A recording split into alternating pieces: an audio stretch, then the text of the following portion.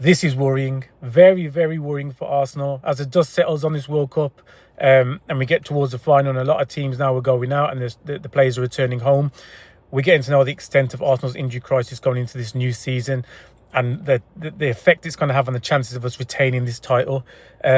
Three integral players for us, three of our best players. I know Saka played a kind of bit part last season, but when he's on form, he is our star boy.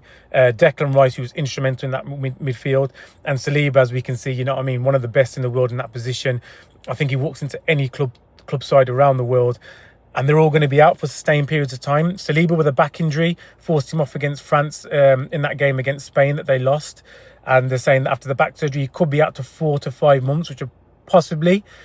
I think if you take into account him trying to get some match fitness and match sharpness, that pretty much takes him out into the new year, which is very worrying. You know what I mean? For us to try and get through that kind of sustained period without him, when he's our best defender, in my opinion, is going to be tough. Declan Rice out to 2 to 3 months. We know he's been carrying a hamstring injury. He's been playing through a pain barrier.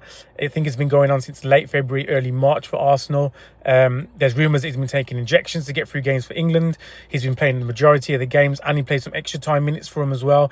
And he's out on his feet. He couldn't even whip in a corner from, and he was so deadly at doing that for us last season. And it's very worrying. 2 to 3 months out, that's devastating for Arsenal. And Saka, look, the kid needs a rest. Them injuries are taking a toll on him. You know what I mean? Up until last season, he was our outstanding best player. And I think just the game management for him hasn't been good. Not having an alternative on the right wing besides last season, and bringing in Madueke, who I don't think is an adequate kind of player to come in Saka's shoes, but that's who we've got. He's just been running to the ground, and it's starting to show the effects of him now. He's lost half a yard of pace. He seems to be struggling to beat a player. He still can deliver a good final ball and still can get the assist, but the build-up and getting into positions to do that, it's becoming a rarity for him, and I am worried. And we need to really ramp up our transfer window now.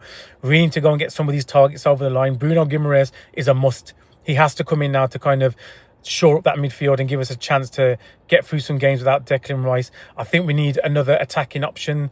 I'd love to have Alvarez from Argentina, Atletico Madrid. It's going to be a big fee, but I think we need something dynamic up front if Saka's going to be out for a sustained period. And when William Saliba out, I feel like we have got players that can go into that position, in Capier, Ben White, but then we need to shore up the full-back positions, because then we lose out there. So it's very worrying times for Arsenal. We need to start now really getting some of these transfers over the line. The World Cup's drawing to the close. I'm expecting activity. I'm expecting big fees to be paid. I'm expecting business to get done. But the way it's looking at the minute, it's going to be very difficult to retain this title. We need to start making big moves in the transfer market. Like, comment, subscribe, people, and I'll speak to you again soon.